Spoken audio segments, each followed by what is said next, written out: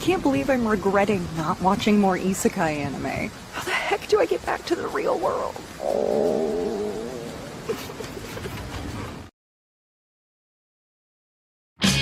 Show and tell the greatest is craving possibilities.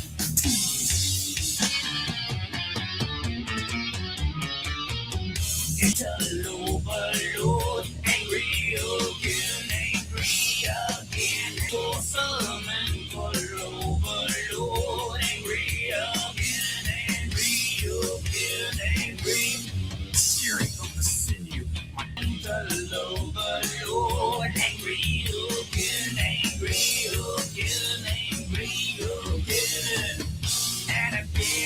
again, engaged in crime, my grand, angry again, ow!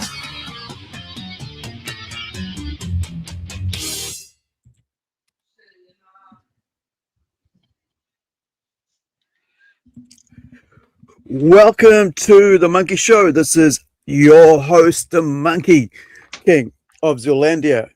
And with me today, I have Iwakim. Hopefully, I always say that right or wrong. I always don't know if it's right or wrong.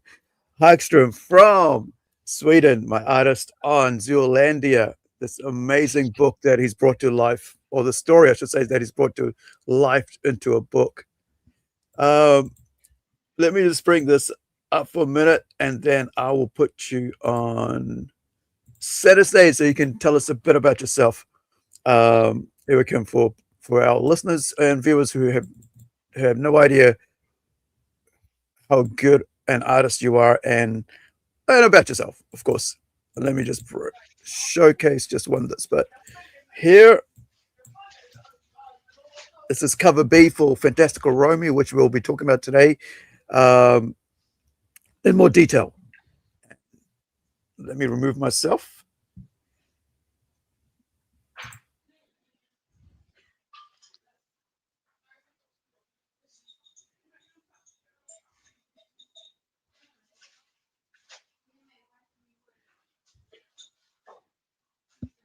All right, you want me to say hi? Okay, cool. Yeah, so my name is Joachim Hagström. I'm a Swedish guy, so I'm the artist on Zeolandia right now, which we're just wrapping up the colors on issue number 2 for you guys. So yeah, I'm a Swedish artist. I've been working on comics for maybe 4 or 5 years now, more like focused. Before that, I worked more with like illustration and classical arts kind of stuff. I got into comics when I was like 3 years old, reading comics, drawing comics, all that stuff. When I was in my teens, I got the first copy of Spawn in my hands, and I was just like, what the fuck is this, you know? And I just decided I want to get really good at this so I can do comics. I wanted to draw better than Todd McFarlane, which I don't know if I will, if I'm gonna do that someday, but yeah. But yeah, I went to art school and stuff, and after that, I studied to be a physiotherapist. So I work as a physio, like half the week, and then I draw comics half the week, basically. Yeah, it's a bit about me.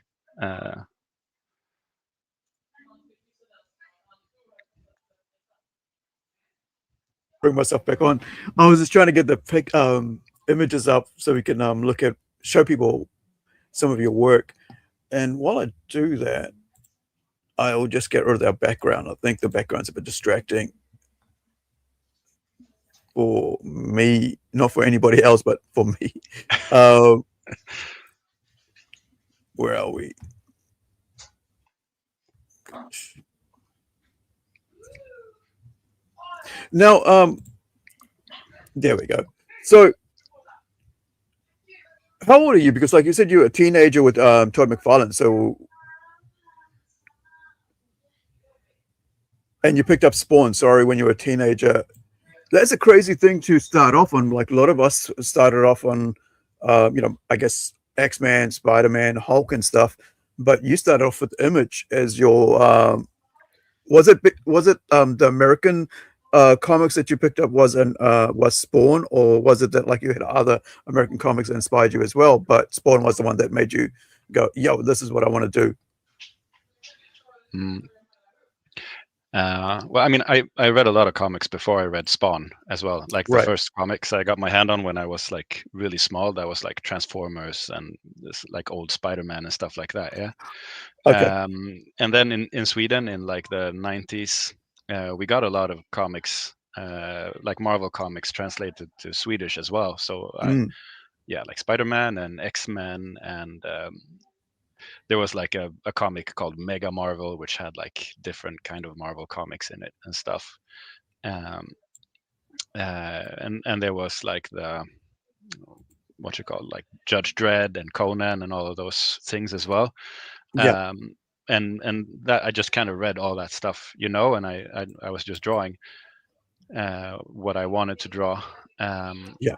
But then when I picked up like Spawn comics, because I think it was released in Swedish in Sweden pretty soon after it came out in the States, actually. So I think I got my hand on like the #1 in Swedish. Yeah. And then I realized I just thought it was so good, you know. So I just realized like I could just get this in English and I get it to read it Right. sooner. And Yeah. I think the American issues were at like #10 or something like that. So yeah, I went into a comic shop in Stockholm and I bought all of them in English, and I set up like a subscription, you know. Yeah. But yeah, seeing Todd McFarlane stuff, it was just like, okay, this is like a whole new level, you know, because it was like gritty. It's allowed to be dark and scary and nasty and everything. Yeah. Kind of no holds barred comics. Uh, yeah, yeah. I don't think really Todd McFarlane shows in my stuff like the stuff you're showing now. Sure. But however, like I think what I draw now, it's a lot more. I try to somehow chase after some like how Greg Capullo draws. Like he was the artist on Spawn from issue like I don't know 30 or something like this. I think 30, 40, 35 maybe. For me, he is like comics illustration perfection, you know. Looking back at Todd McFarlane, he kind of like opened the door for the gritty, more like detailed, you know, really lined in comics. But Greg Capullo, he kind of like, you know, came and just blasted it wide open.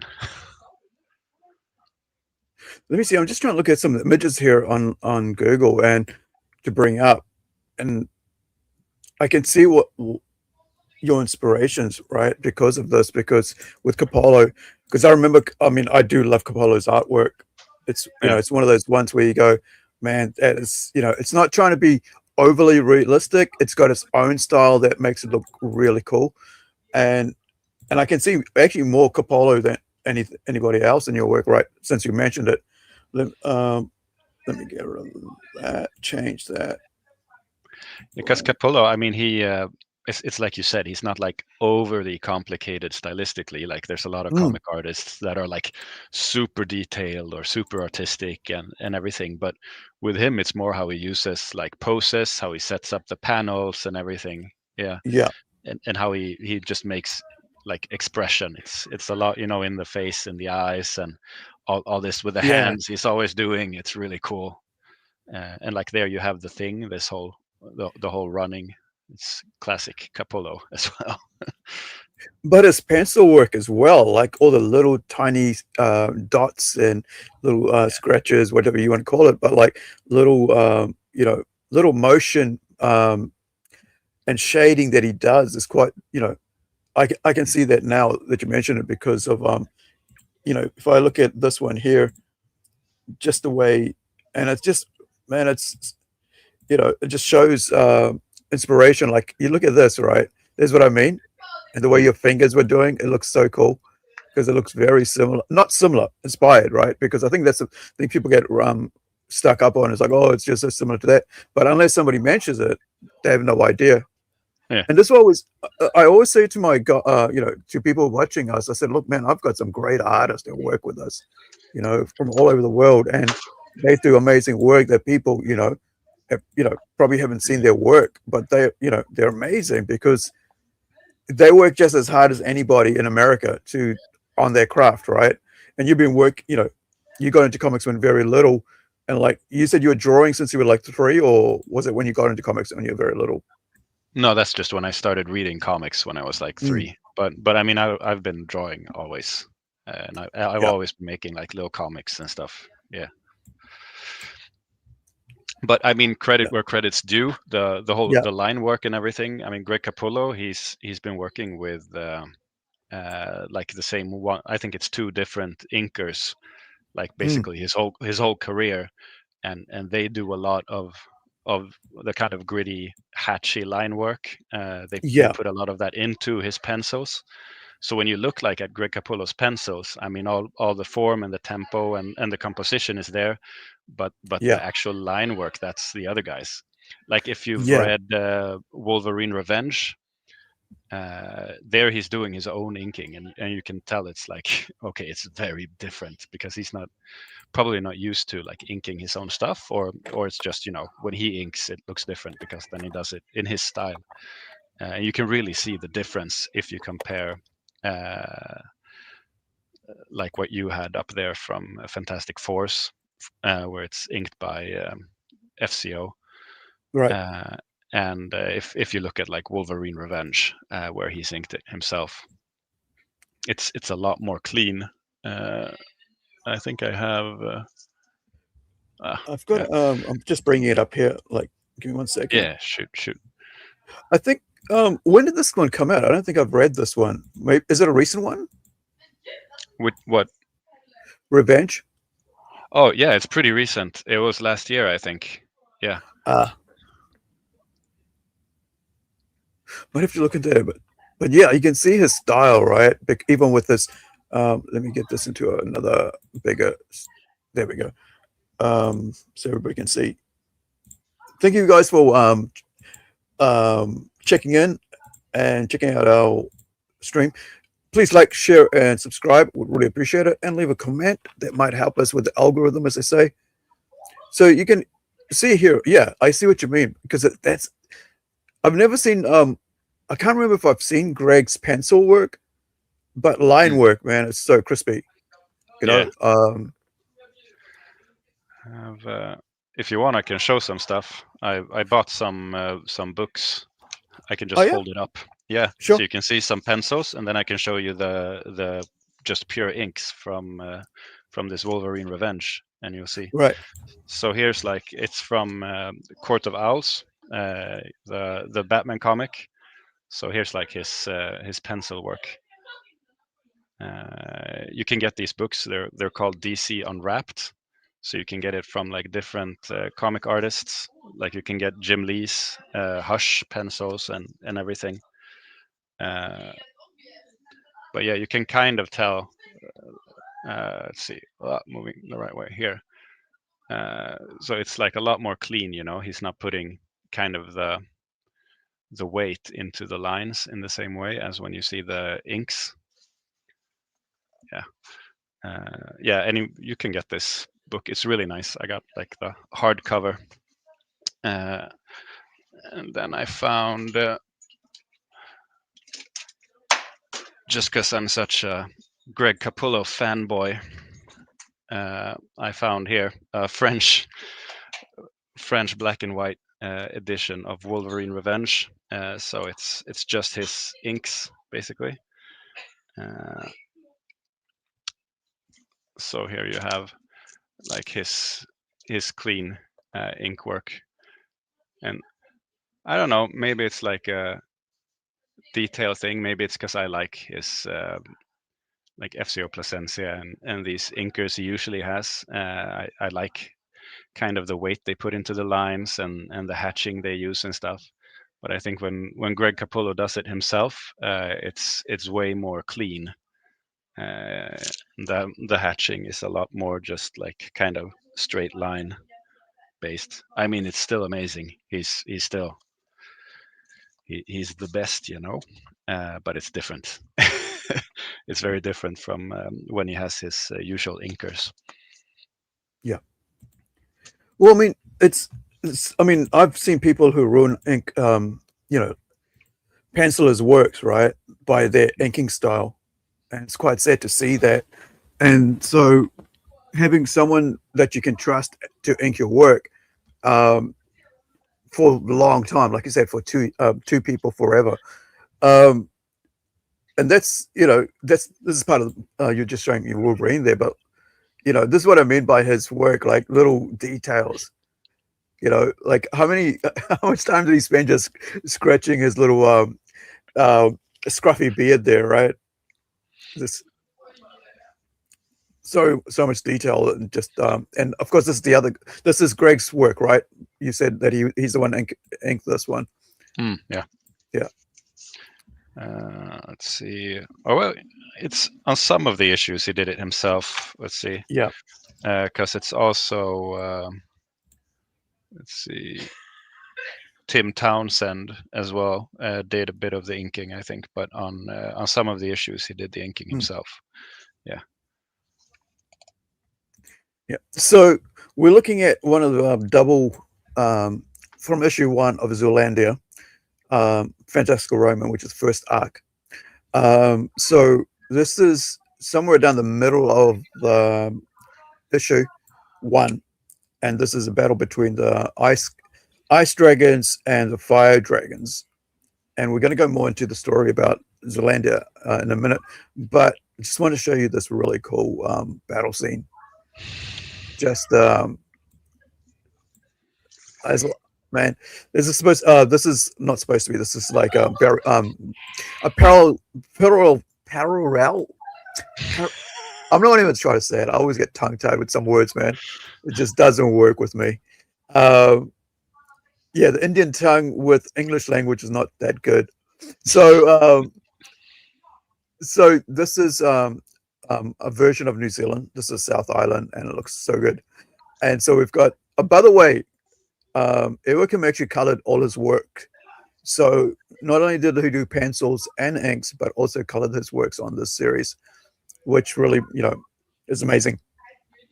So I'm going to go back to the start, and we're going to talk about. Let me just pop there, and don't change anything. Oh, I haven't finished editing yet. I've been working on other people's comics. We've got Valley of the Kings. I've been working on getting that ready for the artist to do his final run on the artwork. So what I think this is planned for today for me to get into, start putting the final spelling and grammar, and then do another review check on this. So let me go details of this. All right. So I'm going to let you talk about a bit about working on this and the story and how you found it, because I can go on and on. All right, sure. It was nice. Like Romi, she's a fun character. I think lots of people can identify with her. She's got this kind of darkness in her. She's got this stuff she's dealing with. She's being kind of bullied by her friends and stuff. And Romelina as well is such a cool character because she's just so out there somehow, kind of whimsical and crazy, and you don't really get to know her in issue 1 and 2. You just know, like, okay, she's just this super powerful wizard lady who's just laying somewhere. And I mean, reason I'm talking about getting to know them is, I mean, working on a comic, first thing I felt I had to do is kind of get to know, who are these guys, because you don't want to make a comic with just like emotionless, paper cutouts. You want them to be kind of animated, to be alive, to be moving, and to have emotions and everything. And to do that, you need to kind of get to know, who am I drawing? What is this person? Who are they doing? And drawing comics for you, man, you make so many characters. So one of the fun challenges is just kind of getting like, okay, so all right, we have this guy, and then it's this guy, and then it's these three people, and then it's these five races of creatures, and in each race we have these three main characters, and it's a lot to get to to get to You know think and get into. you think it's hard for you, man? Like my brain, I'm trying to remember like from one story to another story, and sometimes I forget who they are, and so I go and I actually ask, like sometimes I ask the artist, okay, which character are we? Wait, is this like the other day was like Lossie or Gava, right? I forgot who was Lossie. And, no, actually it was like a Fossey Grim and and the one with the wings, right? So there's a Fossey Grim's the one with the water spirit, and then there's the one with the wings, which is the Valkyria character. And I'm like, I kept calling the Valkyria character Fossey Grim, and I was about to write it as a Fossey Grim in the story card, and it just got, yeah, I just lost my brain. And I was like, no, no, go check online. And I had to Google it again to figure out, because you had done the artwork and I was doing the character for that. I mean the character cards. And it was just yeah. So there, in this story, there is actually kind of like three main characters. You have Dramzel, you have a young Romy who just arrives in this world. Oh, by the way, the world itself is called oh gosh, let me get, yeah, see what I mean, like forget what I'm, forget where we are with some of this stuff. So this is another alternative version. I won't say parallel anymore because I'll get it wrong. Alternative version of New Zealand, which is what in Japanese language is called an Isekai. So the actual world, which is, in our world is called Earth, but here it's called Akashara. But so in Akashara, which is a huge, another world, there's a little country called Zeolandia. So we're concentrating on a little area, which is over here, called Rastria, right? Which is Water's Reign, and a palace here called Rastria, which is basically where I live right now. So we kind of made an alternate version of New Zealand and my city, and we then went and created a whole lot of characters, people, creatures. It's just like a sword and sorcery, beast folk, demons, no angels in this one. That's one thing I've noticed, that in Japanese isekai they don't have angels, right? A lot of them don't have that. Some do when they get into the supernatural, but a lot of them don't. And so what was like drawing, like you said, it was a bit, so many characters, but what was like drawing the different variants of the beasts and so on, and animal characters? Well, I mean, you have you gave me a crazy amount of descriptions and everything to kind of look at, which makes it a lot easier. I mean, I'm still kind of working on my own imagination, and to be honest, I only really dive into all the kind of example pictures you give me when I feel like I don't really know what you want from me here. Yeah. I get a lot just from reading the script and just kind of letting my imagination just roll away. I think I already have a kind of image of how most kind of mythological creatures look and stuff like that. And I mean, you're super flexible as well with how I do everything. If you were like, but you didn't capture, I wanted to have 3 toes, not 4, then I'd probably be a bit strained, I'd be like, Yeah. shit, I gotta redo it. What the hell, man?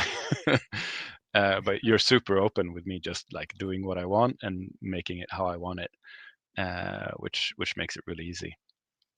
I like just kind of, digging into my head, and when I draw, I kind of check out, and I just kind of let it happen. And then when I'm done, I look down and I'm like, oh, cool. Look what I did. Yeah, I think that's a cool way to do things, right? I mean, a lot of times you, especially, I think artists struggle with just trying to stay within the circle, right, or within the box. And the more you just let go, the more you can. You can always come back and correct stuff, but the more you let go, the more you can have fun with it. And actually, when you let your, like they say, like when you let your juices flow, you know, it just you just get that out on paper, and then later you can go, oh yeah, maybe they'll change that and that. But I just, I think because I have a background in art, and because I am an artist, I don't kind of like, I try to apply that to everybody else as well, just to have the freedom to just to do things and not worry about it too much, and then come back later and go, oh, okay, do I need to fix this? Oh no, I don't. Then move on. I think a lot of people struggle when they're new to art with like, oh, I got to do it like this, I got to do it like this, I got to do it like this. And it's like, it's more fun when you just don't have to do it like this, that you just do it the way you feel is the way to do it. Yeah, absolutely. I think a lot of people miss just like kind of looking at the empty space and just letting your mind fill in what's going to be there. Oftentimes when people like struggle with how they're going to do a picture and what's good and what's bad, maybe they're focusing on like sort of how to enter a picture, or like, oh, I have to make it with this technique, or it has to look like this, it has to be this perspective. uh, for me personally, I think it's a lot more effortless if you just like, you have this idea, you look at the page, and then you kind of go like, what's there. I don't Mm, know.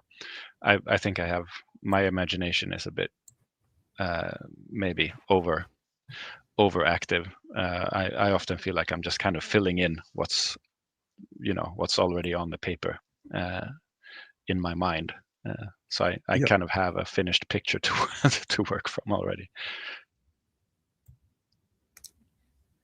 Like this is just them crossing into Rastria, which is what I was showing earlier, this huge palace kingdom that we've got for the Alps, that I'm actually going to try to make out of Lego.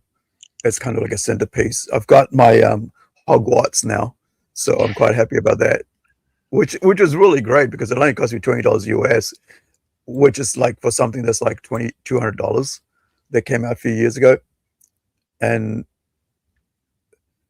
man, I just every time I look at this, I'm like, start doing the Lego, and I'm like, no, I got to work.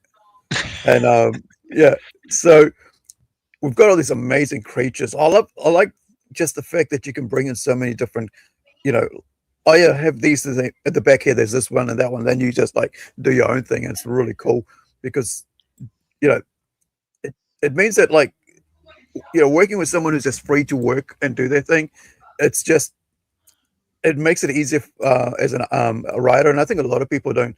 Um, I guess the kind of thing they're like, oh, it's the writing's such a hard job. Yeah, it's a hard job coming up with it, but after that, you know, you give the hard job to the artist to actually come up with fill in all the blank pages, you know. And what do how you fill that blank page up with, Mm. it's just amazing. Like we were talking about earlier about the expressions and stuff, right? Just a different, like even in this, you got like 4 different expressions, just in the people's faces here. I love the guard's expression. Yeah, it's like what? Just so Huh? tired. Yeah, it's like I'm working all day, and now what I got to do now? Yeah. Everything was going so well until you showed up. you know, until these people Basically, showed up. yeah. Yeah. So so the idea here is the story of Zeolandia, Fantastical Romi, is that Romy arrives in this world accidentally after getting in an accident. It's like all Isekai stories do work out, is that they end up in certain places with due to another world, due to kind of like a reincarnation. But in our world, we don't do reincarnation. We actually, move them there through fantastical means. Like you can walk into a fog and you'll end up there. You walk into a cave and you walk into there, which we'll find in issue 2 happens to a Japanese person by the name of I now forgot his name. Do you remember his name?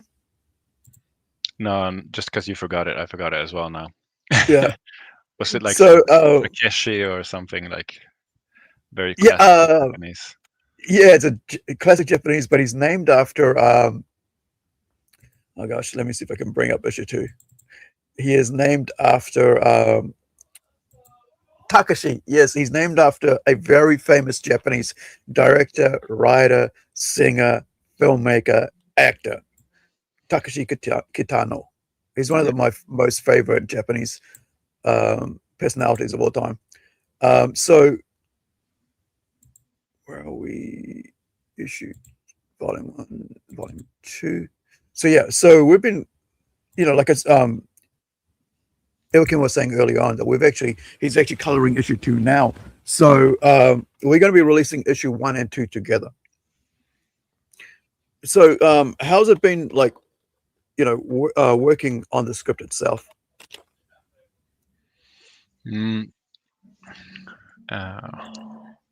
Well, I mean, issue 1 was very smooth because it's a bit more linear. It's more these main characters, and then there's a lot going on around it, but it's still very focused. I mean, issue 2 really starts off with like a bang, and it introduces like so many new characters. So when you gave me issue 2, I was just like, okay, I'm gonna take like a week and just draw all the characters to just sketch them up. I mean, praise to you as well for writing really good scripts. You're very detailed. Sometimes I have to kind of in my mind sort out the details so I don't get lost in your storytelling. But you're like, yeah, you're very detailed, so it's easy to work from. Sometimes I've gotten scripts that are just like a few sentences for a page, and it's just like, okay, go ahead and fill in everything. But you really paint a picture when you write up your stories. So in that sense, it's very easy to work from. It's like, okay, this is happening, and let's do it. And also that you're very open to changes. Like I think this one was in the script, it's 2 pages, Right.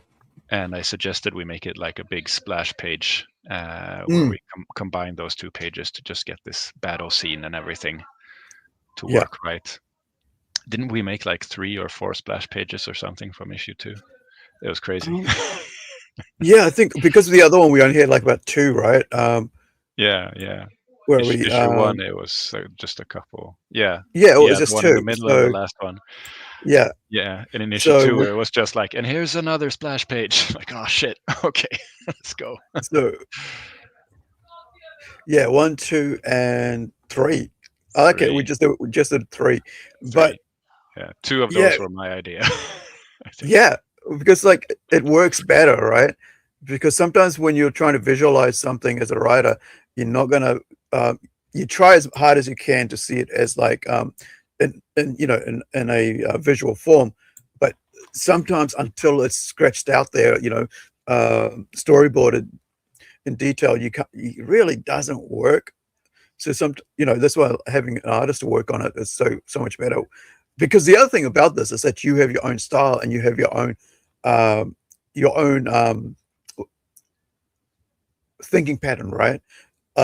With imagination, that's the word I was looking for. Your own imagination and stuff and creativity that you bring to it. So with that in mind, it makes it so much easier to go, okay, flow with this and let's work together to make it whatever it needs to be. And I mean, this page, like I was having such a hard time trying to figure out how to write it, like, because I'm like, okay, this is like something happens 50 years ago, but I got to make it work with the timeline that I'm writing in, so it falls back into the story that we're working with. And so that's where the details come in. So I'm like, I hope I don't mess it up, because there's a chronological order here, right? Otherwise, people read something else I'm going to write that doesn't make sense in the line work. And so I had to go back and write a timeline, like this year this happened, this year this happened, this year this happened. But then also with you drawing and coming up with your own style of how the armor, right?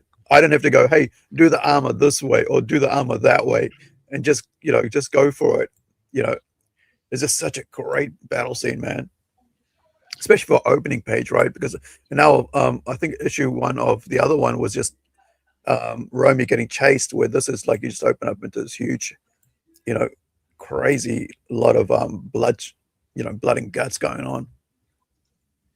Yeah, it's see something I was gonna say. Like The, for this page, it mm, made the reason I wanted to splash it is like it was the first thing I felt like where you put in your script and it's like it's really like gritty. There's lots of blood. There's battle, and it's like chopping mm, and all this stuff. So I was like, okay, I want to make this big. Like I want to really get into this one. yeah. The thing about comic pages, a lot of people don't spend too much time on it, right? Like looking at it, and I find that's kind of like a sad thing when it comes to comics, because like you can read a comic from in 30 seconds a page from Marvel or DC, and you put a couple of words in it, because the writer is working about 6 or 7 books that month, and so they don't tend to put a lot of text on it. But that also takes away from actually looking at the details on the art itself. So like I'm looking at this one here, right? So you got a Catman creature, Cat Beastman, and you got like teeth flying here because he's got punched, and then you got another one here who's just got stabbed, right, by a merman. And there's so much going on, and a lot of times when you just look at the page and move through it just with the text, your eyes don't catch all the details. And I kind of feel like that's kind of like a sad thing when it comes to comics, because and then later on people go back and go for the details and stuff. Like you look at this here, just in the characters, man.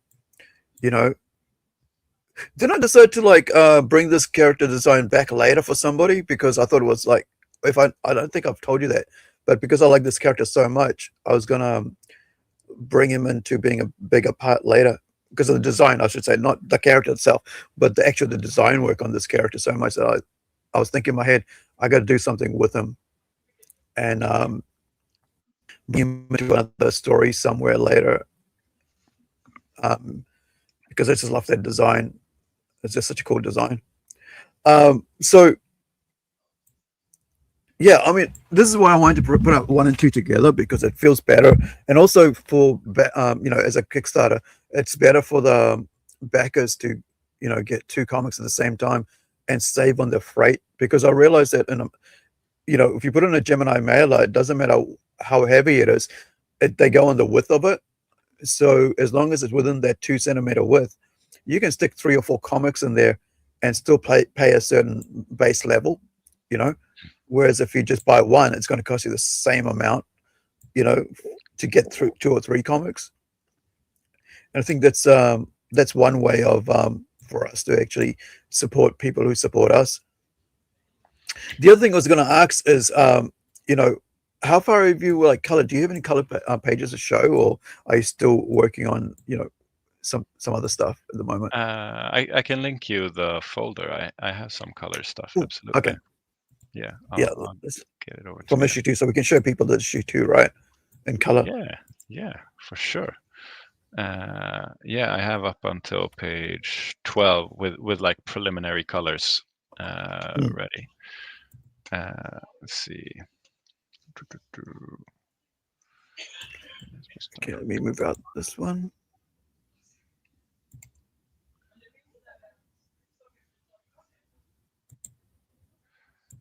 I think no, you don't have the link already to the It's Zeolandia 2 Dropbox. folder. Yeah, it's Dropbox. It's in Zeolandia 2, and it's the folder named JPEG. Okay, let me just get in there. I think you should have access to it. Yep. That's right. I just moved to a new computer, so it doesn't give me freaking updates when I think it was last year, and I should get that there. Let me. Yeah, I forgot to put it into my You know how you have that little in Windows PC, they have a bunch of like little tabs open, shows you what you actually, what's working in the background. So usually there's a Dropbox tab there, and I even added that to this one, so I don't see anything show up actually haven't seen anything show for 2 months, which is probably why I didn't see any of your color pages. Yeah, see, I've even got like page from Tomas here that I haven't seen. So let me see. Actually, let's go to Zeolandia and we'll find it there. But, oh, by the way, so what other works are you working on? Like, I mean, are you allowed to share that about? Yeah. So I'm working on one thing with an Irish publisher Mhm. called Fool's Moon Comics, which is called The Ring of Weird. So it's like a sword and sorcery kind Okay. of Viking Age fantasy comic. Yeah. So I'm working on that one, and I'm working on a sort of private thing as well right now. A story I wrote and started working on like 3 years ago, maybe. And then I kind of put it down because I felt writing was such a hassle. Yeah. I just I didn't know how to write at all. So I was just like, all right, I'll put this aside until I learn how to write a script and actually build a story. Yeah. But I started drawing that one now, so I've drawn like 20 soon pages of that comic as well. It's more like a post-apocalyptic story set in Stockholm. So stealing a Right. page from your book, making it set alternate Yeah. future dimension-ish, but where I live. But yeah, Well, I think it's, Zeolandia, Ring of Weird, and my comic, that's keeping me plenty busy. yeah. Well, it's good because when you're working on other stories, it actually helps your imagination grow a bit more. Then, because what happens is when you concentrate on one work, you get frustrated when you get into a corner. And so if you have another work on the side, you know, that you're working on, you can, when you jump back and forth, it actually helps your imagination like not get roadblocked. You know, a lot of people, that's why like everybody goes, oh, people, writers usually go, oh, I've been, you know, I've got writer's block. I'm like, how do you get writer's block? Maybe, you know, because they're working on just that one project, right?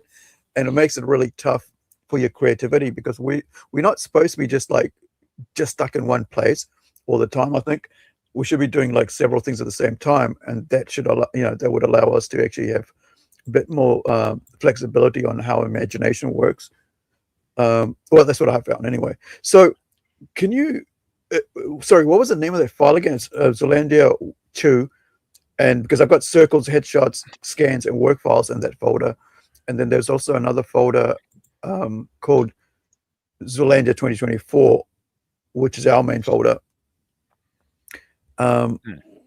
So yeah, can you grab the Dropbox link? That might be easier for me. All right, I'm gonna try to grab the link. There's something being a bit iffy with my Dropbox. It's not letting me find links. Yeah. I don't really know what's going on with it. Because I've got the Maybe craft folders and I can't open the KRA folders. I can't open those ones on Dropbox. Yeah. All right. That's what I'm trying to figure out if it's the right folder that I'm on. I get it. So just give me some. Sure. Have patience with me. I'm gonna try to fix it. Let's see. It's not letting me. It's not letting me grab the link directly from like my Explorer thing, so I have to log in and fix it. There we go. Okay. While you do that, what I'll do is I'll put on a song in between that, so that'll help us to give us some time. So give me 1 sec here. I will get to the page. I need to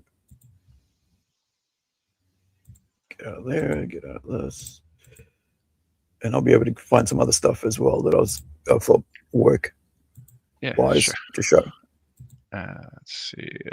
That's the other thing. I was like thinking, well, why is Nico still drumming here, right? Because you know he's not supposed to be drumming because I mean he's not able to drum anymore because of his injuries. You know, drumming for 40 or 50 years. But yeah, so I mean, being 15 years old, you know, being the reason why, right? But But it's such a cool grindy song. Hopefully they've had more than that. I haven't had a chance to have a look at it more than that. Who cares? The band. But so I'm gonna open up the folder for this is our get rid of that, bring this back up. And so it's for me, man, it's crazy like seeing all this huge work we've been doing, right? For last year or so. What did we start in 2024 or late 24? Late 24, I think. Yeah, Yeah. we've been working on it for like a year. Yeah. And the other thing was that you've been doing a whole lot of covers for other things as well, and cards, right? And so this is not just the only thing. Like we said, you're working on two other projects as well as your own in the same time,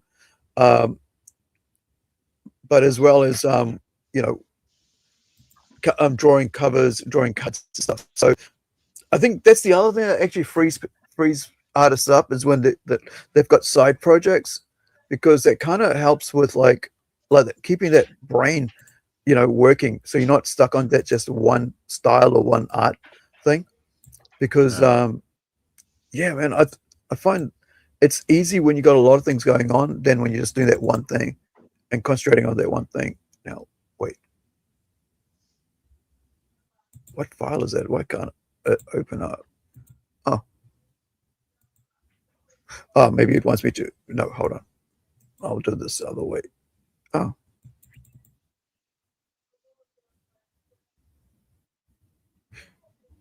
Okay, maybe it's not letting me do it through that. Do some weird reason. Did you only share here we go. Clip Studio, maybe? Yeah, that's what I was trying to do. So now I'm stop doing that and I'm bringing it to the.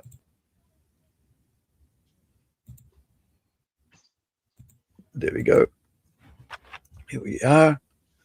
Now you can see the same page colored gray. Oh yeah, I was just thinking, wait, why is the sky that way? And then I realized, yeah, you asked for it. Yeah, I was like going, wait, what's with the sky? I was like, oh, that's right, that's what the sky is supposed to be like there. Yeah, yeah, that whole fantasy look, man, it's so cool. Yeah, and the thing was that, like, the only reason I thought of the sky being that way is because we are about that thing, right?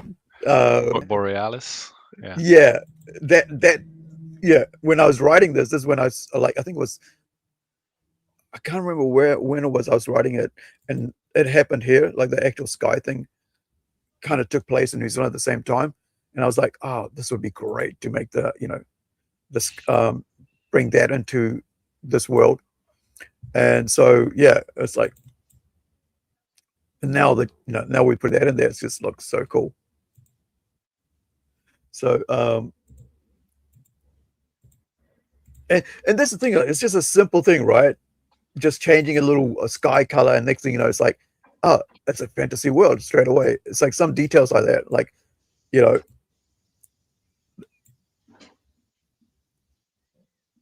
and are you having fun with the dragons and wyvern? It's because it looks like you are, right?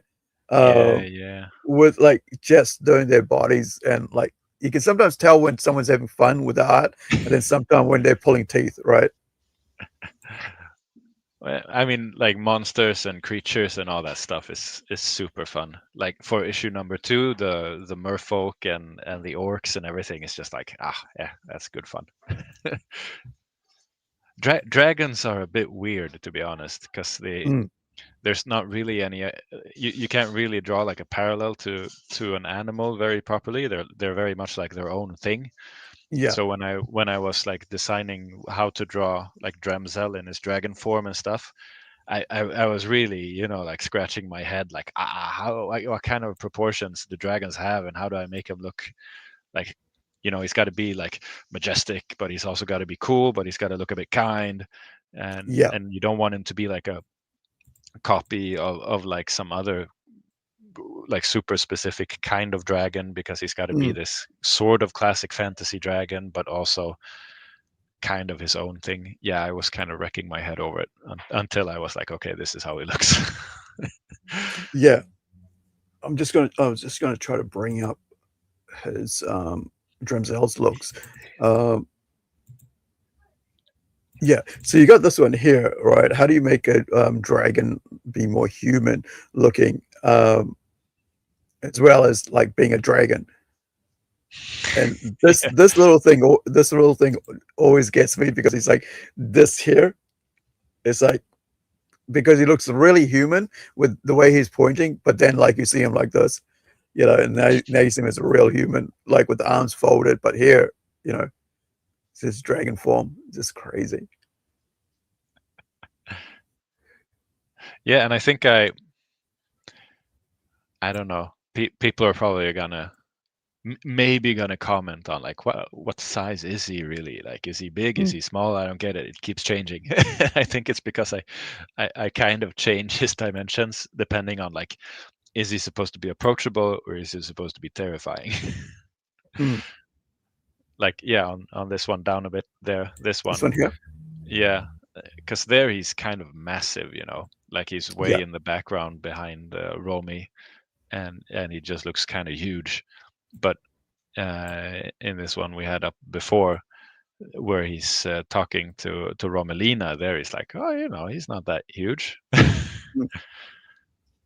And then on the B cover where you just see his head, I mean, there he's absolutely massive, because then his Yeah. his head is like twice the size of Romy. But I mean, I think it's believable because he changes from human to dragon, so he's obviously changing size, like depending on what he's doing. Yeah. So it would make sense that he has like kind of a maximum size and a minimum Yeah. size or something like this. In my head, it made sense. Yeah, I mean, like it just because he's able to change between human and dragon, and then you go, well, what is his maximum size? Like you can see, like here, right? He looks really huge, but like doesn't mean like. Hold up, I'm upstairs trying to save. So here you can see how small her head is compared to his head. So in the proportion wise, you can see, depending on which angle you use to look at it, he could be actually huge, more huge. He could be standing back a bit, so you're seeing a smaller size of him. But yeah, man, I love trying to come up with different creatures for this because I had to research them. It's like what creatures can I put in and what creatures I can't put in, right, to make it work for the story. And it was like, okay, I can't use dogs and cats in this world because they actually already have like, and rabbits. So I got to come up with some other animals that I can use as domesticated animals that aren't, that don't exist in this world, right? We have pig farming and bullocks, but we don't have those people like pigs. People are like mare pigs, like beast pigs, So you can't have human beast kind of like characters or bull beast characters because we're gonna have them as like food. So we can't have them like also exist as these creatures as well. So this is Takashi we were talking about earlier about inspiration behind this character. Character is actually Takashi Kitano, the Japanese personality. Have you drawn like some of these characters are like characters before, like Japanese characters or samurais, or dragons before? Not samurais, no. I mean, I've read like a lot of manga, and when I was younger, I'd read a comic and then I'd draw like the coolest scenes in them and stuff. So I mean, I've read a lot of like Blade of the Immortal. Yeah, it's So my favorite. I think like Yeah. such a good manga. It's crazy. But like his outfit and the weapons and stuff, that's probably just me drawing Manji from Blade of the Immortal, straight up, but Yeah. with a tidier haircut. Yeah. I mean, Manji's the only character that I've ever wanted to cosplay, and I did cosplay, and yeah, it just man. And so that's why I had to bring in a samurai into this world. And I mean, we're bringing other characters into this world, but like I had to do it, and then to make him like a side main character with his own main character, elements, rather than just like, oh, here's a samurai, and let's go, but more like make him a kind of like a central figure going forward, rather than just a nobody. Just like as a bit side character, you show him up, and then he's there for about 2 pages, then he's gone. But Yeah. like I wanted to have him like more, more part of this story than anything, because I was like, I do love the whole culture, and I do love the, because I watch a lot. I mean, I watch enough. My first introduction to Japanese culture was actually through samurai and gangster movies. So, and I think it might have been actually before anime. And so, having a samurai here from like Edo period, which he's from, man. And then I had to go and research names and stuff, and like, where is this guy coming from, and then that place, and what has changed. But actually do it without actually being too exact. And that's what I like about our story. That, like, I mean, with doing fantasy, you don't have to be too exact. And there's certain things you can do, and certain things you just can't do, because it might be sacrilegious in their culture, Yeah, but are we really gonna respect that? Oh, I mean, there's a certain degree of respect, and then there's a certain degree of just being a weeb, right? You just take it all in. Yeah, everything's got to be exact. It's like, no, we just got to have fun with it as well. And I mean, this is fun. Like having a samurai have a fight with 5 orcs. That's like, it's great. Yeah, That's good fun. Fighting Oni. That's what they. Excuse me. I'm just gonna have to clear my throat. Yeah, that's what he's calling them in the script. He's calling them Oni. Yeah. Yeah. So they're orcs, but like they're now in Japanese they're Oni. So he's got to go out and say he doesn't know they're orcs, right? For him, they're just like another. They're not yokai, which is like spiritual beings, but these are solid creatures he's fighting. So for him, these are Oni. And I only found out that because I had I was interviewing a manga writer. I mean, a comic book writer who's doing a story about Oni, and I was like, man, I'm having trouble figuring out if it's a yokai or if it's Oni, right? And then he goes, oh, these are Oni because of such and such. And it's like, thank you for so much, that because because we're going to be working with spiritual characters in the tortoise, and so ghosts and stuff like that.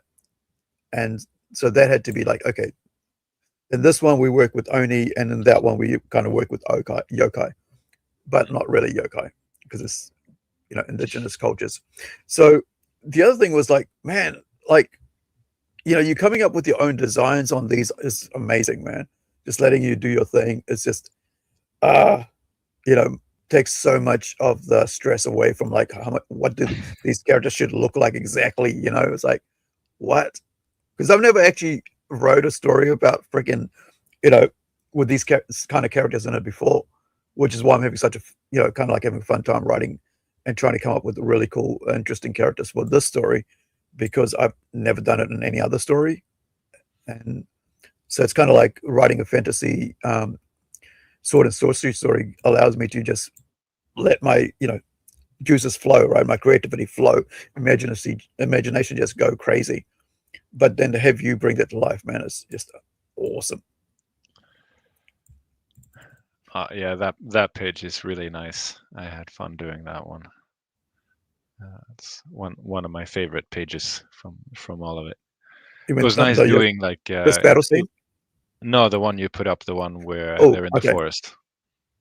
Yeah, there's so much detail in this. It's just ridiculous. It was nice because I mean, yeah. there were all the battle scenes in issue 2. It's like a lot more action based than issue 1, and it was really nice to kind of wrap it up with this like really scenic, just very like, this is calm, and they're talking, and it's just really like detailed and more depth. It was a good feeling to kind of wrap the issue up with this picture. I lettered this like about. Changed the lettering, I should say, after about maybe 4 or 5 times, just so that this what's happening here would be central. You know, you can see me, I'm like going around it, and rather than just going here, shoving it right over here, you know, because I wanted everybody to see the details.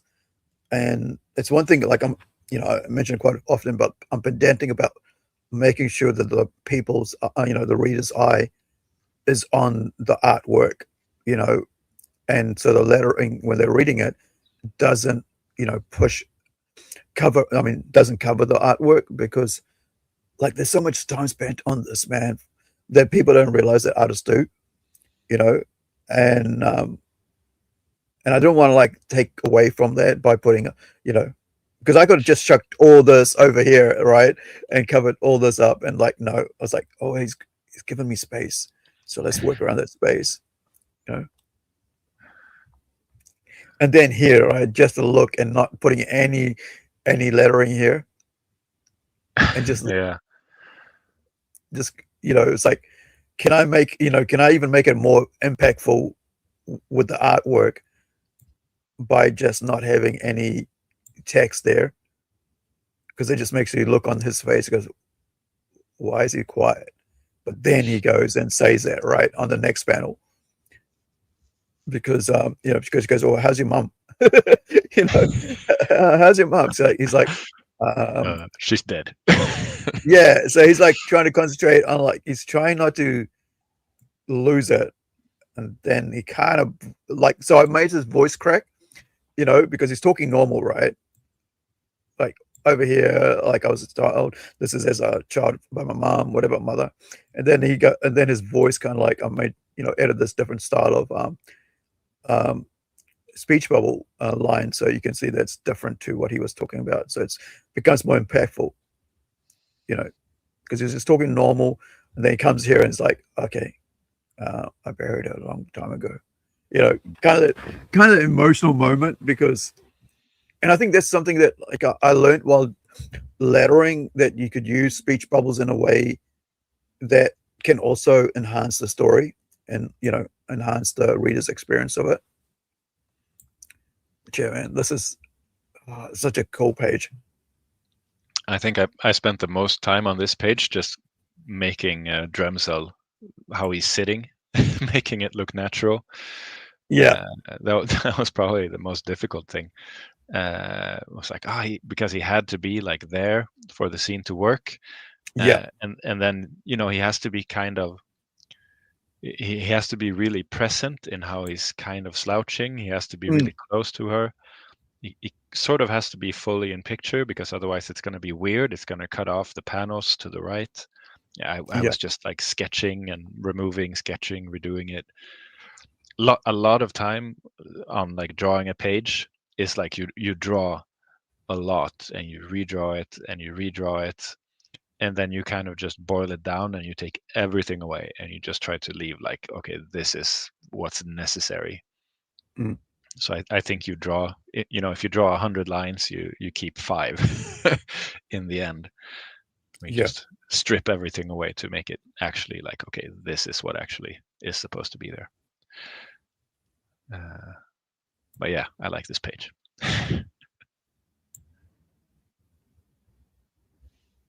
It was, yeah, man. I was just thinking about like how I've never actually thought about these characters before until writing the story, right? And some of the like especially this character here becomes quite central as we go forward, and was like, it kind of like was like a throwaway character, and then it's like, no, let's make it more, you know, more, write a bit more and make it a bit more, you know, give it a bit more than just, okay, this happened, right? We go, oh, this happened in issue 1, and then like, wait, what if we go into more detail about this happening in issue 2, you know? And so that's why she appears so much in this issue 2, because I was like, yeah, I like the design, I like the way, and like everything like from issue, you know, about this character. Maybe we can do a bit more with this character. And that's because of your art style, right? Because you drew that character in issue 2, and I'm like, wait, I like this character, right? And now let's do something more with it than just like, okay, because if we go back to, I think it was about somewhere early on, where we just go, she just took, she just went and met her, and that's all we had, right? And that was it. And then I'm like, page 26. This one here. Oh, was it the next 26, one? one up. Yeah. So I think, because they talk about like, oh, we just went to see such and such, and I'm like, wait, it kind of seems kind of like just mentioning her just a bit is, I think you're right. This is the one, because sorcerers, Marina.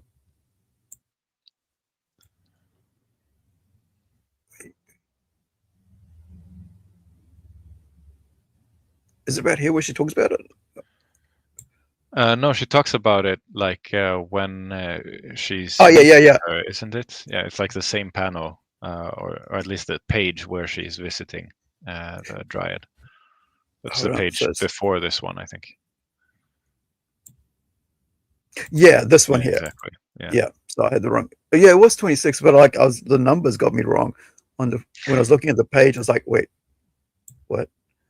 Yeah. So this I saw this. I was like, wait, we should do more with this, right? So when I went to write issue 2, as I was saying, I was like, I could expand on this character because it looks so cool, right? I was like, just having that one panel isn't going to do it, to show how important this part was, because it's like, a lot of times, like when you're writing a story and the character's kind of like that little bit of information is just throwaway information, and I'm like, well, I want to know more. And so this was like, how do I make it more, right? But man, look at this work that you did. I was just, yeah, I had fun making this one as well. And I mean, she can't be a throwaway character, because it's like, okay, she gives her magic. It's like she's super central.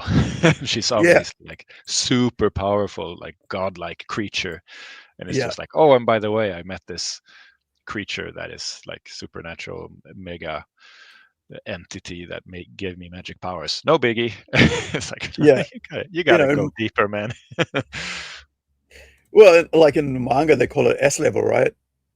Yeah, exactly. Super level, and most important. It's like, I was like, it's like this, because when I started, so when I wrote, when we did this part, right, for issue 1, I went back and said, well, what's the background on these creatures, on this character and stuff, and I ended up like writing this whole history around them, which is what we end up with issue, later on. Gives this world, so much more depth, because we have this huge, like, was it bibliography or whatever? What is the history of such and such?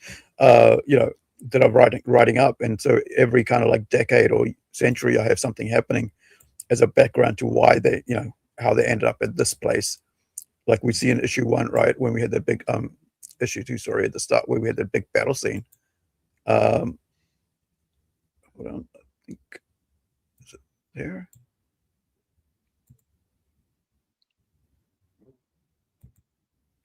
I've got so many pages open. Hold on, let me close some of these.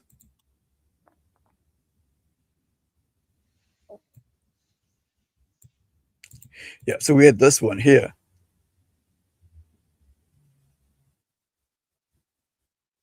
And so this happens 50 years ago, right? So I had to go back and write this whole history of what this was all about, because it becomes a big, huge, important, pivotal to the kind of like the story that happens in issue 1, which continues to the 4-issue story arc throughout this. And so when you have these time, these timestamps in the history of some countries past, it makes it easier to go, oh, that person was there, so now I can bring him and talk about him this time now. Which kind of reminds me, so like, and what we did was we took because we're trying to make the whole I am trying to make the whole Plunge universe part of this one big huge world, its own world. And so which is the Plunge universe, but like all the comics that we're working on tie into some way or some form into the other stories that we write. So we have a character that disappears from this world that arrives in Howler, which is, another story that we're working on, which will be coming out in March on through Kickstarter, and along with the tortoise, which I am trying to work on some icons for at the moment, which that is. But so tell me about the coloring, man. This is one thing that we haven't talked about, the actual coloring of these works, right? And what was your process? And like, I mean, there is coloring and then there's coloring, right? And so what was it like trying to figure out what colors you wanted to use for this universe, this comic series? Oh man, I mean, coloring is such a pain, man. uh, I think it's turning out all right. Like this page, I really like, Mm. but it's difficult for me. I try to avoid working in color like altogether. But I want the comic to be in color, so yeah, I ended up just going like, no, you know what? I'm just gonna color it. Let's go. With the colors, I wanted it to be like it's like kind of earthy fantasy. So I want everything to have these kind of earthy colors and sort of Mm. just earthy tones. Mm. And then I wanted to find ways to kind of splash in like kind of more eye-catching, brighter colors. You want the magic to be like kapow, like this page, Yeah. but at the same time, you want the characters to be like from like an old kind of more classical fantasy setting. So Mm. yeah, I think I wanted it to, the stronger colors are there to kind of highlight like the kind of the magic, the exceptional, like Dremsel's hair. Yeah. It's like, okay, yeah, you can tell like he's got this like earth and olive green cloak and all of this, but you can't really get away from the fact that he's a magical being. Mm. And that you get, I think that's the kind of effect you would get from a world like this where they're kind of stuck in like sort of 9th 10th century kind of society, but they have all these creatures from everywhere and magic, so it's going to be like roughly dyed cloaks and clothes, but there's also flashes of lightning and everything looks kind of crazy and out of place. Yeah. Mm, Now, I had this cover open for issue 2. This is Yeah. is this B cover or is this A cover? I can't remember. This is A cover, I think. Yeah. So this will be the main cover for issue 2.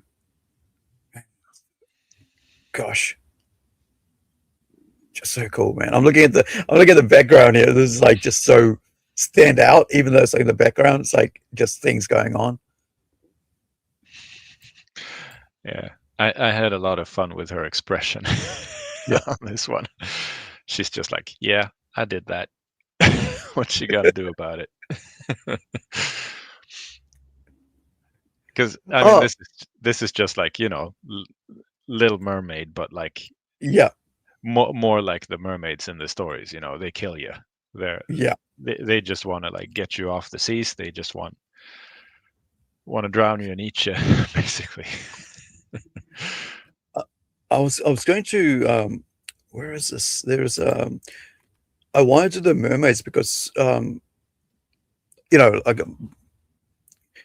go more in depth with the mermaids because I saw your artwork for gosh, where is it? I have it saved here. Where is it?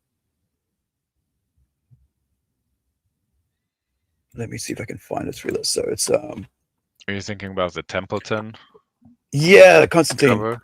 Yeah. Yeah, Constantine. Oh, the Constantine. Yeah, Iwakim's. Yeah, here we go. I've got it saved here as Iwakim's Constantine artwork. So this is, yeah, I was like, when I saw this, like, yeah, I gotta put get some mermaids happening here, and this is a crazy. I mean, it's not like the mermaids we have, like, but like this was this crazy, man, amazing work that you did for it's like what was this done for? It's like just like a fan art poster thing that you did for. No, it's just a picture I made. It's not for anything. No, I just had this fun idea of Constantine on this, boat crossing over the Styx kind of thing. Yeah. And I think it came from, I had this idea of the ferryman, that he's just this kind of disembodied thing. So it's just this head hanging there. Yeah. And then there's this wayfarer rune. Yeah, I don't remember what the sigil on the forehead is, but it's something occult-ish, I think. Yeah. And then just the hands on the steering are just kind of like hanging by themselves. Oh, right. Yeah. So I wanted to do that boat, and I'm like, someone's going to be standing in it. And I started drawing just like, okay, it's going to be someone who's just looking like kind of tired of it all, I'm like, oh yeah, that's Constantine. Of course it's Constantine. Yeah. And yeah, and the mermaids, they kind of just fit in there. So I started drawing their bodies. Yeah. And I just had this idea with like, okay, under the water, yeah, it's probably not, they're not mermaids. It's probably some like crazy abyssal monster that just kind of has like the fingertips is the pretty girls, but as soon as it's under the water, it's just this weird Lovecraftian crazy monster. That was the process, I think. But yeah, no, it was just for fun. I drew it, not for anything special. DC Comics, hit me up if you want, if you want me to make a Constantine cover. Well, we're gonna have to get you to do cover for Templeton then, because absolutely. let me see if I Yeah, can. because the covers I did, the one I did for Templeton, that's just the succubus sitting down. Yeah. Yeah, that was a bit of a quick one. Yeah, it would be fun to do something that's more like intense. That's a bit more. Yeah, we've got crazy. issue 2. We're going to be putting out issue 2 as well as issue 1. So we'll give you a chance to do issue cover for issue 2. Yeah. Yeah, cool, absolutely. Man. Yeah, so with this is the cover.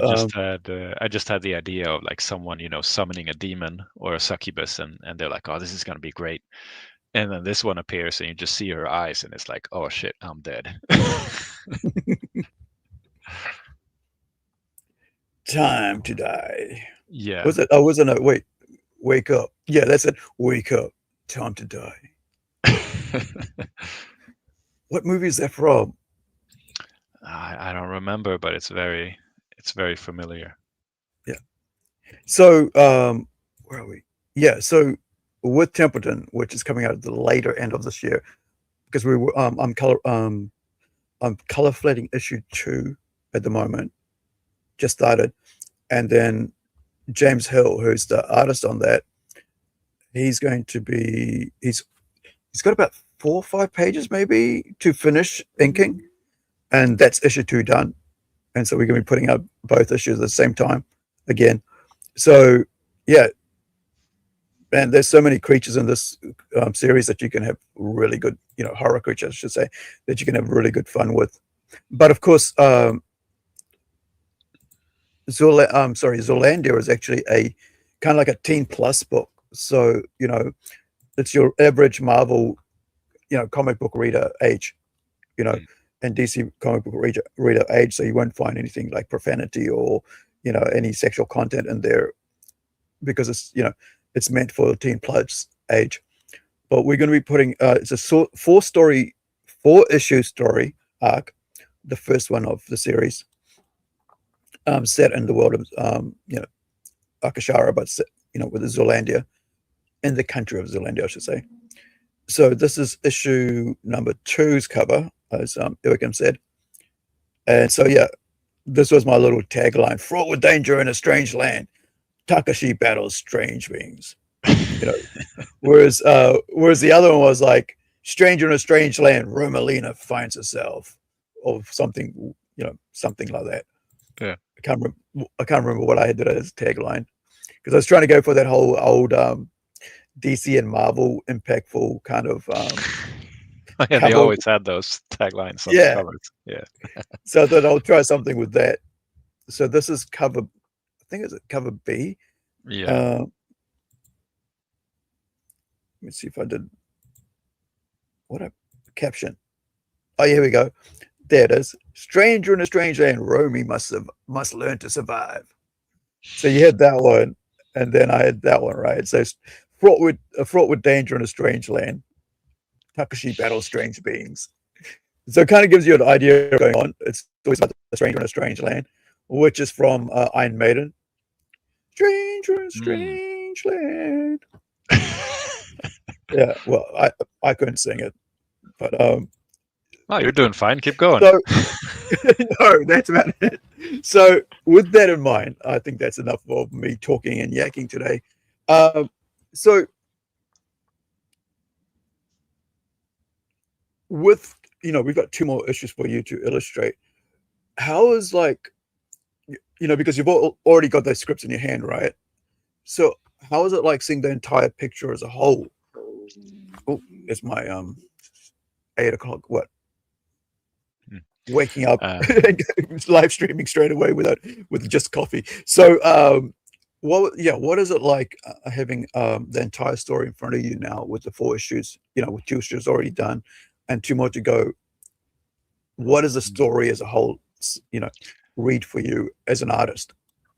Well, I don't have the script for issue 3 and 4. You haven't actually given. Oh, you don't? Oh, no. No, you haven't given So- it to me. So I don't know. I'm waiting. No. I'm waiting to see what's going on. What's gonna happen? Okay, because I thought I had, and this is the thing about like having so many things going on.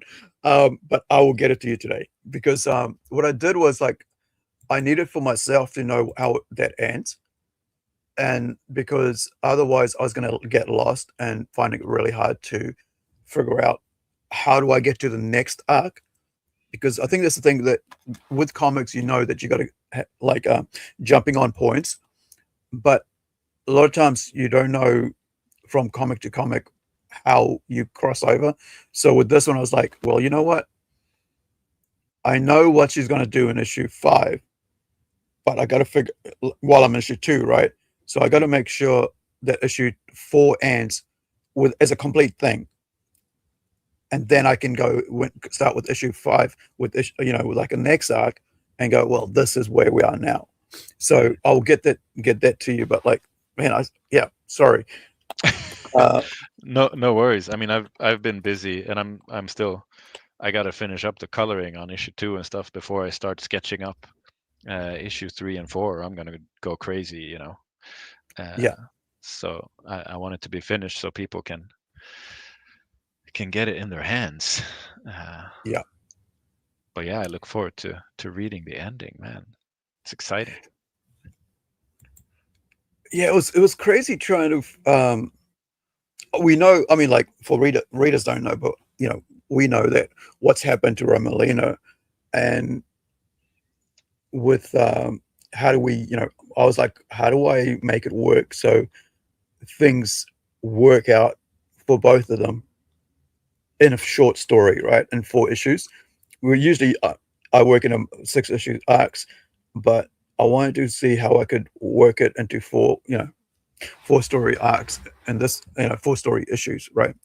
Sorry, 4 issue arc, and how to make it work so it's actually readable and everybody gets what they're supposed to get, fulfilled, as well as the reader getting the whole story without going, oh, I gotta read the next issue, something's missing here and something's not working out, but still also have an appetite for the next issue, and so yeah, I was like, I gotta get down and make this, sit down and really think this through. So with that in mind, I will end with Stranger in a Strange Land from Iron Maiden, and thank you everybody for joining us. Thank you, Erica, for taking your time out of your evening, spending some time with us, and really appreciate your work on this. It's really making, I think a lot of people might not realize it, like when you're a writer and you're coming up with ideas, because like this whole story came out from a dream where a little a woman, right? Like, no, sorry, no, didn't even know it was a woman. Just boots running in the forest, which you'll see in this in the comic book. In my dream, all I saw was like boots running down this forest, and I woke up thinking, I was like looking around in the forest to see what's happening with this. Why is these boots running in the forest? In such kind of like fear. And then I was like looking around, going, wait, somebody's chasing them. And then I woke up. I was like, wait, what if I did something with this? And now we have this whole universe, right? Out of this, just that little tiny speck of a dream, we have this whole new thing come to life in physical form as a comic book. And I think when people just read a comic book, they don't understand like that, the other 9/10 of a comic book that's out there in the background, and all the time you spend coming up with these creatures and stories, with their own sort of like looks and appearances, because that in itself is a story, right? Because all the scars that you put on, the long hair, the short hair, the way that character looks, and why does that character look that way? I think a lot of people, kind of get lost in, in just that. I mean, they don't get lost, and they just see, oh, there's a battle scene. Okay, move on to the next page. But when we talk about like the details that goes into making all this come to life and impactful on the page, there's so much more to it, right? And having someone like you come across and bring that to life is such a, it's a, for lack of a better word, a blessing to writers like myself, Yeah, well, I mean, it's fun. It was fun how we kind of found each other, and yeah, I've been all in with the story from the start. So I'm lucky for finding you as well, finding this story and getting to kind of put my teeth into it. It's a blast. Oh yeah, so just the other thing was like in issue 2 we added something that I've talked about on other streams, but I don't want to talk about now because that might take away from when people see that, because of what's happening over somewhere right now with some people. But when you read the story, hopefully you will understand why we put that character in there. But if you're able to support us with the Kickstarter, please do. And if you're unable to, please like, share, and subscribe, and share this video to let people, so people can see what we're doing here, and with our creation of this series. And maybe they might be interested in the story if you are not. But if you are, yeah, thank you so much, and help us get the word out about this awesome work that we're working on together here. All right, that's us for now. Thank you so much, Erica. I will let you go. Do you have any final words? Do you have any last words? No, just thanks for listening in. And if you think it looks cool, yeah, buy the comic or just spread it forward, show it off a bit. I appreciate everything. Thanks, guys. Okay, guys, we'll catch you in the next one, and I will leave you with Stranger in the Strange Land, and of course our normal outro. This is Iron Maiden, because all our, basically our characters are strangers in Strange Land.